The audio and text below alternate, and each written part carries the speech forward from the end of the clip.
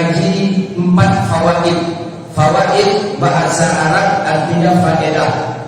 Faedah dari hadis ini 4. Pertama, hadis ini di dalam Sahih Imam Bukhari. Hadis ini yang meriwayatkan Sayyidah Aisyah.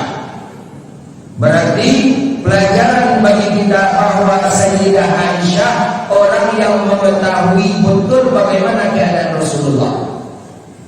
Istri itu yang paling mengetahui keadaan suami.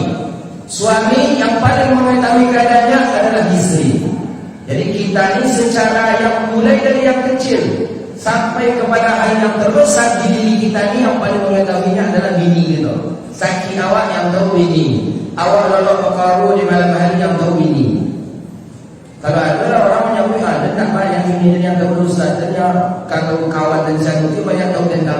Berarti jarang lalu di rumah mungkin. Bini yang tahu semua sampai kepada maaf hal yang terdalam pun bini kita lebih tahu daripada kita. Singletkah itu pakaian dalam kita kah lebih bini lebih mengetahui. Hadis ini Sayyidah Aisyah mengetahui betul tentang Rasulullah. Jadi kalau begitu kita tidak akan bisa terlepas daripada yang namanya si istri. Kita tak akan bisa jauh daripada istri. Apapun yang kita lakukan pasti istri mengetahuinya. Maka Sayyidah Aisyah perempuan terbanyak meriwayatkan hadis Nabi SAW. Istri Nabi kan banyak Ustaz. Ada Hafsah, ada Ummu Salamah, ada Hafsah, ada Ummu Salamah, ada Saudah, ada Ummu Habibah. Kenapa Sayyidah Aisyah yang paling banyak meriwayatkan hadis? Karena memang Sayyidah Aisyah tinggal di rumah dan berdekatan dengan masjid. Jadi yang kuburan Nabi hari ini itulah kamarnya Sayyidah Aisyah dulunya. Jadi Sayyidah Aisyah kamar itulah dia. Jadi perempuan yang paling setia di dunia itu Sayyidah Aisyah. Perempuan paling setia di dunia. Tidak ada orang yang berani menguburkan suami di dalam kamar dan berdekatan tempat tidurnya dengan tempat tidur istri kecuali Sayyidah Aisyah. Sayyidah Aisyah tidur di ranjang yang sama dengan Rasulullah. Ketika Nabi meninggal dunia, ranjang tadi dibelah dua, digali separuh kuburan untuk dikuburkan Rasulullah SAW. Nabi dikuburkan di bawah, Sayyidah Aisyah tidur di atas di dalam kamar. Kira-kira siapa yang bisa seperti itu? Cuma Sayyidah Aisyah itu rumah itu adalah untuk karena saya bapak tanya ke orang rumah itu. Kalau mati dia mau membuatnya di samping engkau, dan terbang di samping dan tak ada kuburan katanya. Jadi jangan mau sayangan mereka tu ini Pak. Setiap kecilnya itu setiap sudah mati begitu seluruh orang. Boleh pakulai celamuna pamumah dia jalan. Sayyidah Aisyah di samping Rasulullah. Lama Sayyidah Aisyah dengan Rasulullah di dalam kamar itu. Nabi di bawah kanan, Sayyidah Aisyah tidur di atas. Bayangkan, saking setianya Sayyidah Aisyah ummahatul mukminin, ibunya orang mukmin Sayyidah Aisyah. Khalifah digantikan oleh Abu Bakar Siddiq. Abu Bakar Siddiq pun dikuburkan di samping Rasulullah, katifai di bawah bahu baginda Nabi SAW. Sayyidah Aisyah masih tidur di dalam kamar, karena di dalam kamar ada ayah dan ada suami. Setia Sayyidah Aisyah. Digantikan khalifah oleh Umar ibn al-Khattab. Umar pun meninggal dunia. Datanglah Abdullah ibn Umar, anak Umar ibn al-Khattab, minta izin kepada Sayyidah Aisyah. Bolehkah ayahku dikuburkan di samping orang yang mulia ini? Kata Sayyidah Aisyah, malanya, apa alasan aku melarang orang semulia Umar ibn al-Khattab dikuburkan di samping orang yang mulia ini? Maka itulah dikuburkan Umar bin Khattab di samping Rasulullah SAW. Maka di dalam kamar Sayyidah Aisyah sudah ada orang lain. Maka Sayyidah Aisyah tidak lagi tidur di dalam kamar, tapi Sayyidah Aisyah tidur di luar kamar. Itulah saking sedianya Sayyidah Aisyah ummahatul mukminin. Maka alhamdulillah summa alhamdulillah, Allah takdirkan kita lahir dari rahim akidah ahli sunnah wal jamaah. Kita memakai hadis-hadis riwayat Sayyidah Aisyah. Berbeda kita dengan Syiah. Syiah tidak memakai riwayat hadis Sayyidah Aisyah. Tidak. Syiah tidak memakai hadis riwayat Sayyidah Aisyah. Maka berapa ribu hadis, lebih daripada 2.300 hadis yang dibuat oleh Syiah, karena periwayat hadis itu adalah ummahatul mukminin Sayyidah Aisyah radhiyallahu taala anha. Maka oleh karena itu Hadis ini menunjukkan Sayyidah Aisyah tahu bagaimana keadaan Rasulullah di 10 akhir daripada bulan Ramadan.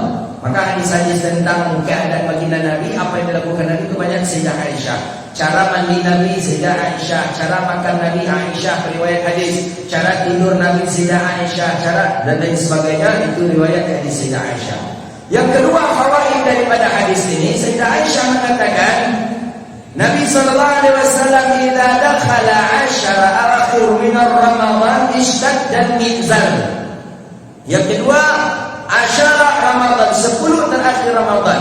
Ini menunjukkan bahwa 10 terakhir Ramadan ini adalah waktu yang mulia. Maka para awliyaus salihin, para orang-orang saleh dahulu kala, waktu yang paling dia tunggu adalah waktu 10 terakhir Ramadan. Waktu 10 terakhir Ramadan dia tunggu, tapi yang lebih dia tunggu lagi adalah di 10 terakhir di bulan Ramadan ini. Makanya kebanyakan ulama di dalam kitab Misbahuz Zulam, Syarah Bulughul Maram, Imam Muhajirin mensyarahkan hadis bahwa malam Lailatul Qadar itu ada yang berpendapat sebanyak 49 pendapat. Tapi kebanyakan daripada yang 49 pendapat bahwa Lailatul Qadar itu terjadi di 10 terakhir Ramadan. Diperkuat lagi oleh Imam Al-Ghazali dalam Ihya Ulumuddin, apabila awal puasanya di hari Selasa, maka kebiasaan Lailatul Qadarnya jatuh di malam 27 Ramadan. Kita puasa kemarin hari apa? Selasa. Malam inilah menurut madrasahnya Imam Al-Ghazali di dalam Ihya Ulumuddin. Maka kalau bisa jangan tidur malam ini. Kalau bisa, kalau tak bisa tidurlah kampung. Karena menurut madrasahnya Imam Ghazali berbuat lagi, karena 49 aqwal ulama, perkataan ulama tentang malam Lailatul Qadar. Dari 49, kebanyakan ulama mengatakan Lailatul Qadar itu jatuhnya di 10 terakhir Ramadan. Diperkecil lagi oleh Imam Ghazali, apabila puasanya di awal hari Selasa, maka kebiasaannya Lailatul Qadarnya di malam 27. Itu pendapat siapa? Imam Al-Ghazali Hujjatul Islam Abi Hamid Al-Ghazali rahimahullah ta'ala. Jadi itu fawaid yang kedua. Fawaid hadis ini yang ketiga, bahwa Rasulullah sallallahu alaihi wasallam, Sayyidah Aisyah mengatakan, Nabi sallallahu alaihi wasallam idza dakhala 'ashara akhir min Ramadan ishtadda al-mizan. Nabi menguatkan ikat kain sarungnya. Hadis ini kita baca sesuai dengan matanya. Jangan dilebarkan hadis. Matan hadis jelas mengatakan mizar. Abu Ya'alawi Al-Maliki dalam kitab, beliau punya kitab syarah daripada Bulughul Maram. Bulughul Maram juga Imam Muhajir dan Bulughul Maram dalam syarah Bulughul Maram menjelaskan makna izar, makna mizar di sana memang ikat kain sarung, bukan ikat pinggang. Ini ada sebagian penceramah bahwa Nabi di 10 terakhir Ramadan menguatkan ikat pinggangnya. Kalau ikat pinggang bahasa Arabnya hizam. Hizam bukan mizar. Sayyidah Aisyah memakai bahasa hadis mizar, diambil dari kata izar, kain sarung, bukan hizam. Kecuali kalau Sayyidah Aisyah mengatakan Nabi SAW ishtadda al-hizami, baru artinya ikat pinggang. Tapi bahasa hadis mizar. Mizar mana? Gulungan kain sarung, itu mizar. Kalau kita pakai kain sarung, gulung kain sarung, itu mizar namanya. Ini sebagai dalil bahwa Nabi memakai kain sarung. Jadi pakai kain sarung itu sunnah, Ustaz. Sunnah. Pakai kain sarung sunnah. Ketika kita memakai kain sarung, kita niatkan kita mengamalkan sunnahnya Rasulullah, maka ketika itu kita selalu dicatat oleh malaikat sebagai pengamal sunnah Rasulullah SAW. Kemudian bahasa hadis, kenapa Sayyidah Aisyah mengatakan ishtadda, menguatkan ikat kain sarungnya? Karena kalau sudah kain sarung ini kuat, kita akan khusyuk dalam ibadah. Tapi kalau kain sarung tak kuat, sibuk nanti mengangkat lagi, merorong ke bawah diangkat pula balik, merorong ke bawah diangkat pula balik, kena lapang. Maka itulah dikuatkan ikat kain sarung itu. Maka Rasulullah SAW memakai izar kain sarung. 5 pakaian Nabi disepakati oleh ulama dalam hadis sahih. Dalam Riyadhus Shalihin 5. Pertama, Nabi pakai izar kain sarung. Yang kedua, Nabi pakai gamis. Gamis ini pakaian yang satu setel ke bawah, ini namanya gamis. Yang ketiga, Nabi pakai jubah. Di luar gamis ada namanya jubah. Yang ketiga, yang keempat, Nabi pakai ridak selendang. Yang kelima, Nabi pakai imamah sorban. Ini pakaian Rasulullah SAW. Ini tak bisa kita pungkiri ini. Ini orang-orang liberal enak berbicara pakaian sunnah itu pakaian yang ada, yang biasa dipakai di kampung itu. Itulah pakaian sunnah. Oh tidak. Pakaian sunnah, pakaian yang dipakai oleh Rasulullah SAW. Kalau pakaian adat kita katakan pakaian sunnah, pasti Rasulullah pun juga sudah mencontohkan dengan pakaian adat itu. Tapi tak pernah kita mendengar ada hadis Nabi pernah pakai baju batik. Pernah? Ada hadis Nabi pakai baju Melayu. Tidak, pakaian Nabi 5. Aksesoris baginda Rasulullah 3. Nabi pakai sendal na'lih. Dalam Syama'il Muhammadiyah Imam Tirmizi menjelaskan ini. Yang kedua, Nabi pakai cincin hitam. Yang ketiga, Nabi pakai tongkat. Ini aksesoris Rasulullah. Tapi pakaian Nabi 5 yang pakaian Nabi SAW. Nabi pakai kain sarung, Nabi pakai ridak selendang, Nabi pakai gamis, Nabi pakai jubah, Nabi pakai imamah. Salah satu daripada yang 5 ini apabila kita memakainya, maka kita termasuk orang yang mengamalkan sunnah Rasulullah SAW. Jadi kita jangan menyepelekan. Ini ada tokoh Riau satu. Dah lama saya tak jumpa bapak, mantan bupati ni. Jadi kata bapak tu, saya tak sepakat dengan kajian Ustaz mengatakan kain sarung adalah pakaian sunnah Nabi. Iya, kenapa bapak kata? Nampaknya bapak ni kurang opi ni nampak. Kain sarung itu dipakai di Indonesia yang dulu memakainya orang Buddha dan orang Hindu, kata bapak. Saya biarkan saja bapak itu berbicara. Yang kenapa pejabat itu kenapa kalau maknanya aja cakap. Ya nak berarti ya. Itu pakaian itu orang Buddha dan Hindu memakai. Dipakai oleh orang Buddha dan Hindu, nampak oleh kiai-kiai buya-buya awak katanya, dipakai pula ke masjid. Itulah menjadi tradisi ini kain sarung itu. Tidak pak, kata ulama, bacakan hadis ini. Hadis Nabi memakai izar. Izar jelas dalam hadis Nabi memakai kain sarung. Yang ambil musik apa kata Pak no? Itu dek karena celana jin tak ada jadi zaman Nabi ni katanya. Kalau ada celana jin di zaman Nabi, Nabi dah pakai celana jin tu katanya. Kurang aja apa katanya. Untung semenjak tu nak ada masuk zaman ada sampai kini tak dia kena tidak apa. Tokoh kita dia. Ini tak betul ni. Ini sudah mengecilkan Rasulullah ni. Ada celana di zaman Nabi. Siapa yang bawanya? Salman Al-Farisi. Sendok saja ada di zaman Nabi. Tapi Nabi pernah pakai sendok. Adakah dalam riwayat hadis Nabi makan pakai mil'aqah pakai sendok? Tidak. Bukan berarti pakai sendok tak boleh. Bukan berarti pakai sendok bid'ah. Tidak. Tapi yang lebih afdalnya makan pakai tangan. Tak bisa, silahkan makan pakai sendok. Tapi jangan dikatakan sendok tak ada di zaman Nabi. Jangan dikatakan celana tak ada di zaman Nabi. Ada. Nah ini kita harus paham kita dengan hadis Rasulullah. Hadis boleh kita kembangkan, tapi jangan terlampau dikembangkan. Akhirnya keluar dari kode etik daripada ulama Ahlus Sunnah wal Jamaah. Jadi kata dia, itu yang membuat kita tersinggung. Kalau ada salah wajib, mungkin Nabi pakai salah wajib. Kan menyepelekan Rasulullah SAW. Tak bisa dan tak boleh itu terjadi. Maka oleh karena itu pakaian Nabi SAW diantaranya adalah izar. Izar adalah kain sarung berdasarkan dengan hadis Nabi SAW. Belum lagi hadis-hadis penunjang yang lain. Di dalam hadis lagi dalam Bulughul Maram kata Sayyidah Aisyah, aku melihat Rasulullah SAW salat memakai kain sarung yang di sarung itu ada percikan mani. Berarti jelas bahawa Rasulullah SAW pun memakai kain sarung berdasarkan hadis ini. Fawaid hadis ini yang keempat, Nabi SAW kata Sayyidah Aisyah, wa ayqadha ahlu, Nabi menghibur, Nabi membangunkan keluarganya. Di 10 terakhir Nabi bangunkan keluarga. Datang Nabi pulang ke rumah. Nabi ini pulang ke rumah cuma untuk membangunkan keluarga saja. Itu di dalam syarahan hadis kita baca.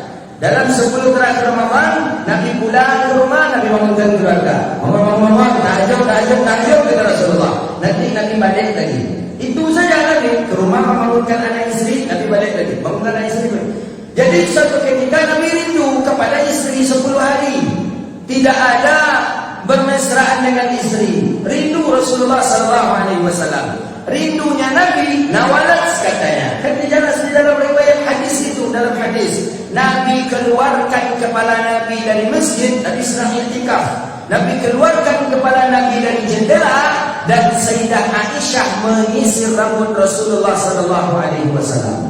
Sayyidah Aisyah menyisir rambut Nabi dari luar. Kenapa Sayyidah Aisyah tidak masuk? Karena Sayyidah Aisyah haid. Ini dalil yang kuat dalam mazhab Syafi'i mengatakan perempuan haid tak boleh masuk ke dalam masjid karena Sayyidah Aisyah tidak masuk ke dalam masjid. Jadi Sayyidah Aisyah cuma menyisir rambut Rasulullah dari luar saja. Jadi Nabi keluarkan kepala Nabi dari jendela, Sayyidah Aisyah menyapu, menyisir rambut Rasulullah sallallahu alaihi wasallam. Ini pemandangan yang paling indah ketika itu di Madinah. Kata para sahabat termasuk Sayyidina Anas bin Malik yang melihatnya, itu pemandangan yang paling indah di Madinah, sehingga orang-orang di Madinah banyak menyaksikannya. Kalau mungkin adalah handphone ketika itu mungkin akan foto mungkin. Itu mungkin yang paling viral di itu mungkin. Bayangkanlah mesranya Sayyidah Aisyah dengan Rasulullah sallallahu alaihi wasallam. Mesra, hadis-hadis kemesraan Nabi baca dari Sayyidah Aisyah. Rindu Rasulullah, sifat manusiawi baginda Rasulullah sallallahu alaihi wasallam. Nabi panggil Sayyidah Aisyah di sisi rambut Rasulullah sallallahu alaihi wasallam, dan itu terjadi di akhir bulan 10 Ramadan. Kira-kira kita pernah nak di sisi rambut bapak dan ibu? Kalau ada lah capek-capek lah minta sikit rambut itu. Yang sunnah, bagian sunnah yang penting. Jadi sunnah itu banyak. Tidak mesti harus jenggot, celana cingkrang, itu aja sunnah gitu. Minta sikit orang rumah sunnah itu apa pahala itu? Menyuapkan makanan sunnah juga, banyak sunnah Rasulullah sallallahu alaihi wasallam. Jadi wa ayqadha ahlahu, kemudian terakhir Nabi sallallahu alaihi wasallam menghidupkan malamnya dengan qiyamul lail. Banyak ulama hadis dalam syarah kita tengok Nabi menghidupkan itu dengan salat. Salat yang diperbanyak oleh baginda Rasulullah sallallahu alaihi wasallam. Maka oleh karena itu kita yang Allah takdirkan sampai di 10 malam terakhir Ramadan ini, dan Allah takdirkan kita berada dalam malam 27 Ramadan ini, perbanyaklah amalan saleh, perbanyaklah untuk menghidupkan sunnah-sunnah Rasulullah sallallahu alaihi wasallam. Mudah-mudahan Allah takdirkan kita termasuk orang yang mendapatkan malam Lailatul Qadar. Amin ya rabbal alamin. Ceramah cuma 20 menit, pas 20 menit. Itu saja dari saya. Terima kasih. Mudah-mudahan bermanfaat. Subhanakallahumma wa bihamdika asyhadu an la ilaha illa anta astaghfiruka wa atubu ilaik. Wa sallallahu ala sayyidina wa maulana Muhammadin wa ala alihi wa sahbihi ajma'in. Assalamualaikum warahmatullahi wabarakatuh.